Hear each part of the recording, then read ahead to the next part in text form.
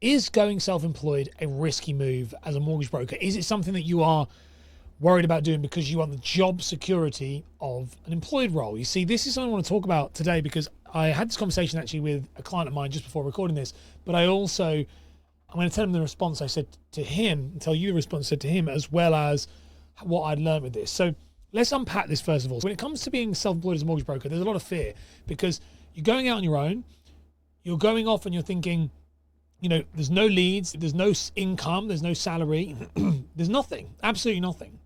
And that can be terrifying. And some of you who are self-employed advisors right now, you probably feel that way as well. Maybe you're struggling, maybe it's tough. We've all been there. And it can be scary. And then you can see these employed roles and they look great. You're going to get guaranteed income, you're going to get leads, you're going to get security. Some advice was given to me, funnily enough, from somebody in our industry, and they actually said to me about job security is there is no such thing. In fact, the only way to be truly job secure is to be self-employed. Employment has no job security in the same sense. What do I mean by this? Well, because the thing with job security is that it's kind of a bit of a myth.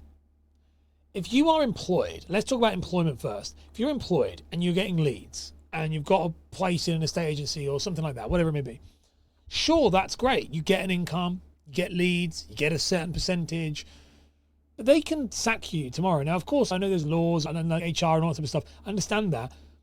But your job is only as secure as that company. They could go into redundancy tomorrow. And then you are right back at the beginning. I actually remember a friend of mine, a guy called Philip Van Dusen, who is a brand coach. And I've spoken to him about this specific topic a few times. And he actually was kind of head of brand and design for companies like Coca-Cola and Old Navy. And he's now a brand consultant on his own, self-employed. And he actually said that he loved the power it gave him when he had a business card saying he was a VP of brand design and stuff like that.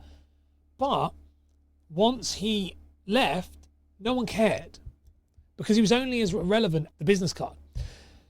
And actually he said at that point, that was when he started building his own personal brand because he realized he needed to build his own brand because he hadn't built the brand of himself. He built the brand of the company. And this is why I say about the only true job security is to be self-employed. Because if you're self-employed, then you have all the power to be able to pivot and change and control what goes on. Now, yes, it can be tough. Yes, it will be hard. Yes, there are times where leads don't come in. Yes, there are times where cases claw back. Yes, there are times when things don't go as you would like. Of course, but you have 100% control of how you act. You don't have that when it comes to being an employed role because there is somebody else, a puppet master behind, pulling that strings, deciding what you do and do not do. If they want you in at 8 o'clock for a morning meeting, you've got to be there because you're employed. All of these things. And by the way, this can be a problem when you're a self-employed advisor who ends up working with, say, introducers, and they kind of force you into the worst of both worlds situation where you end up with no leads or like a few leads treating you like an employee. We want you in for morning meetings. We want you here. No, you control it. And I actually know with myself when this happened, I actually had this situation when I went self-employed as a broker. I remember thinking when I was employed, I could never do this on my own. And actually that's what was told to me by people I know and loved and cared about, as well as my bosses and my managers. They'd be like, it's really hard. I'm going to tell you right now, it's not. It's not that hard at all. To go self-employed and do this on your own is not as hard as you think. It's just not. If you're good at closing fees with your mortgage brokers, you've got a semi-decent sized proc fees, meaning doing $100,000 mortgage plus, so 100 to 150 grand mortgages, then you're going to be decent with a good fee, and you're semi-decent at selling insurance. I'm not talking like my 150, 250 premiums I'm looking at with my clients. I'm talking like you can just do like £50. You can make a decent living. You only need 3 or 4 mortgages a month to be able to do that on your own, getting out off the gate. It's not that hard. And you have complete autonomy and control. When I went on my own, I thrived because I tell you what, if I didn't do the job and the work, it was me. There was no one else to blame. I couldn't say, oh, well, they didn't pass me the leads and blah, blah, blah, moan and be a little bit of a whiner about it. I was like, I didn't do that today because I didn't do it. I'm the loser. True security, because it's true self kind of accountability. Don't be sold this lie. It's such a lie.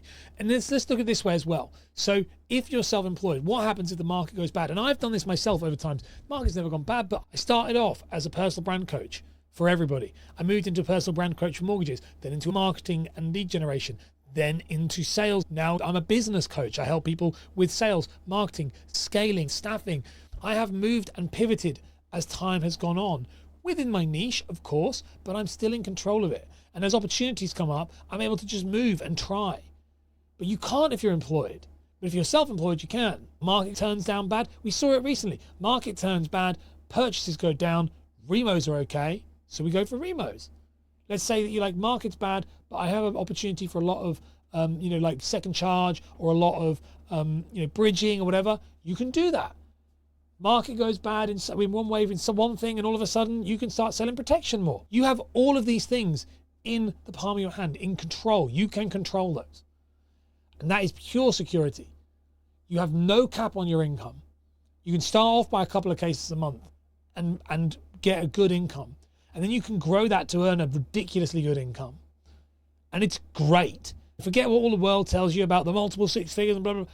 Mortgage brokers can make 100 to 200 grand a year relatively easily once they've got a long enough time frame and skills. And that, by the way, is a ridiculously good income. Top 5%. And if you're in the 200s, top 1%. So anybody who says, they're like, oh, that's dumb. It's a ridiculously good income.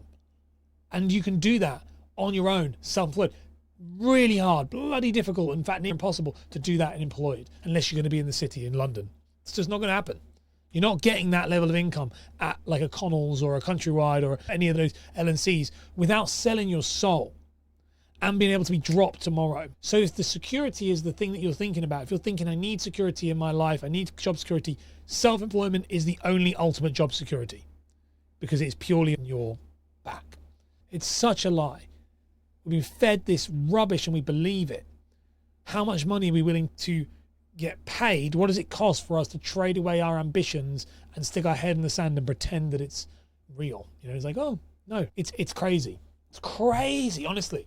I could rant about this forever, but I'm going to shut up because it's very, very, very, very, very annoying. But if you want to increase your sales, you want to know how to improve your sales, check out this video on screen right now, which is my deep dive into how you can improve your sales as a broker. Not one you want to miss? Give it a click.